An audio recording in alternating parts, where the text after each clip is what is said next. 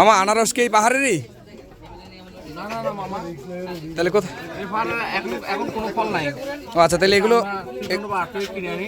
ও আচ্ছা, হাট থেকে কিনে আনছেন। আমাদের তো শখ ছিল যে পাহাড়ি আনারস একদিন উপভোগ করব, না না মামা, এখানে কোনো আনারস নেই, কিন্তু অনাকাঙ্ক্ষিত নাই, তাই না? এখানে কোনো জায়গায় পাবেন না। আচ্ছা, কোথাও এখানে আনারস কই পাবেন, এখানে আনারস থাকলে না পাবেন। না, বিষয়টা হচ্ছে আনারস তো পাহাড়েই হয়। এখন আমি আপনাকে বলছি পাহাড়ি এটাই নইলে আর কি। ও আচ্ছা আচ্ছা, পাহাড়ি খাবার দিবি। ও আচ্ছা আচ্ছা, ঠিক আছে। কত করে বিক্রি করতেছেন প্লেট? এক প্লেট 20 টাকা। 20 টাকা।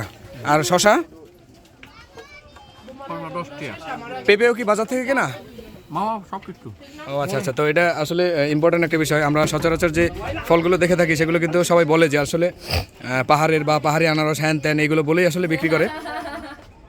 তো ইনি কিন্তু খুব সুন্দরভাবে আমাদের বলেই দিয়েছেন যেগুলো আমরা বাজার থেকে কিনে আনি। এটা খুব ভালো একটা বিষয়।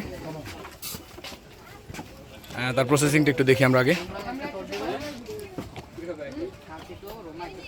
এটা কি তেঁতুলের আচার? ও জলফাই টলফাই মিক্স। হ্যাঁ, ও আচ্ছা আচ্ছা, কোন জুস? ও মিক্স করে বিক্রি করতেছে। বাচ্চাদের জুস কেন? ওই ফল খাও কিনা এটা দেখো, ফল দেখো, জুস খাওয়ার দরকার নেই। এটা ফল কিছু একটা খাওয়া যায় কিনা সেটা দেখো, এটা স্বাস্থ্যের জন্য ভালো উপকারী। এই যে পেঁপে আছে, পেঁপেটা কিন্তু ইম্পর্টেন্ট। জুস বলেন যে ওটা থেকে পেঁপে ভালো। আমরা ভেবেছি কলা ভালো, এই আপনাদের আনারস পেয়ারা। আর যেহেতু আসছি খাওয়া উচিত একটু একটু করে, তাহলে কিন্তু মোটামুটি স্বাদ নেওয়া যায়। যদিও এগুলো বাজারে পাওয়া যায়, এগুলো তেমন ইম্পর্টেন্ট কোনো বিষয় নয়, কারণ বাজারে যেহেতু পাওয়া যায়, উনি কিন্তু স্পষ্টতই বলেই দিয়েছেন আমাদের বাজারে পাওয়া যায়। অনেকে কিন্তু বলে বিক্রি করেন যে না এগুলো পাহাড়ি হয়, হ্যান ত্যান পাহাড়ি ফল নানান কিছু এটসেট্রা। তো উনি কিন্তু আমাদের এক্স্যাক্টলি বলে দিয়েছেন দ্যাট ইজ নট পাহাড়ি ফল বা পাহাড়ি ফ্রুটস। আমরা কিন্তু অনেকটা চূড়ায় চলে এসেছি। দেখো, এখান থেকে একেবারে নিচে যদি দেখতে যাই তাহলে পিপিলিকার মতো দেখা যাবে সবাইকে। তো চূড়ায় ওঠা যেহেতু এখনও বাকি, এই যে এখানে এসে আমরা আরেকটা দোকান দেখতে পাচ্ছি। দোকান পরে দেখবো, আগে সবটা শেষ করি। হ্যাঁ, ওই যে সামনে গেছে, তুমি খেয়াল করো নাই। চলো। হ্যাঁ, সে অনেক বেশি। কি হয়েছে, ক্লান্ত? আসো আসো, আর অল্প একটু বাকি। চলে আসো চলে আসো, থেমে থাকা যাবে না, যেতেই হবে উপরে।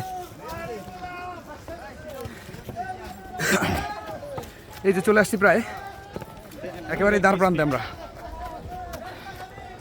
হ্যাঁ হ্যাঁ, তন্ময়, তোমার প্রতিজ্ঞা কিন্তু পূরণ হতে যাচ্ছে। হ্যাঁ ইমা, এখানে কিন্তু একটা দেখাচ্ছে, আমরা ভেবেছিলাম এটাই শেষ, কিন্তু নয়, যেতে হবে ওই যে ওখানে। সে পর্যন্ত আমাদের পথের যাত্রা এখন অনেকটা বাকি। দেয়া যাবে না ফাঁকি, যেতে হবে বহুদূর। কি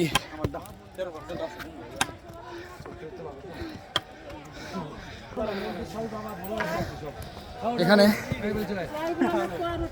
হ্যাঁ, হিন্দু ধর্ম সম্প্রদায়ের যারা রয়েছেন তারা কিন্তু পরিশ্রম করে এই পর্যন্ত আসলেও সার্থক বটে, বিকজ আবার সেই নাম তারা তাদের তীর্থস্থানে পৌঁছেই যাবে। তীর্থস্থানের নাম লিখা যাবে। হ্যাঁ, আমরা চলে আসছি মোটামুটি।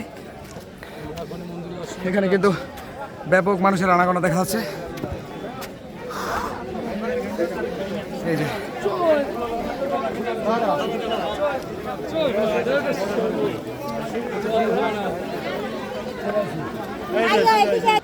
আচ্ছা, এখানে মন্দির এরকম একটা নয়, আরো রয়েছে। একেবারে চূড়াটা হচ্ছে ওই যে,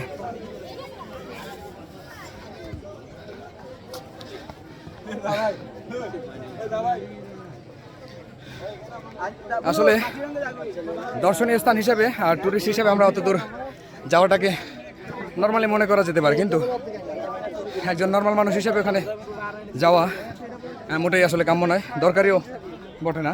কারণ হিন্দু সম্প্রদায়ে যারা রয়েছেন তারা কিন্তু ওখানে গেলে তারা নিজেদের সার্থক মনে করবেন, বাট আমরা মুসলিম সম্প্রদায় তেমন একটা প্রয়োজন বোধ বলে মনে হচ্ছে না আমার। তারপরে আমরা যাব, কারণ এটা হচ্ছে দর্শনীয় একটা স্থান। পাহাড়ের উপর থেকে নিচটা একদম কুয়াশাচ্ছন্ন, মানে মেঘে ঘেরা।